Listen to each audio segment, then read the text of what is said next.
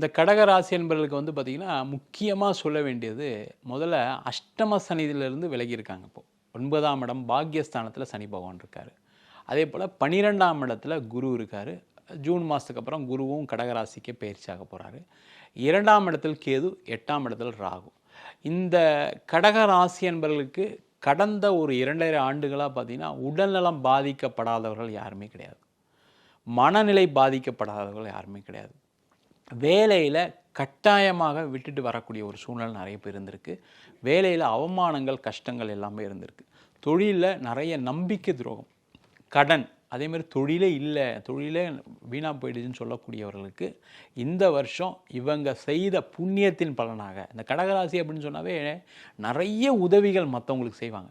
ஒரு குழந்தைய எப்படி அம்மா எந்த ஒரு எதிர்பார்ப்பும் இல்லாமல் பார்த்துக்குவாங்களோ, அது மாதிரி மற்றவர்களை பாதுகாக்கக்கூடியவர்கள் இந்த கடகராசி என்பவர்கள்.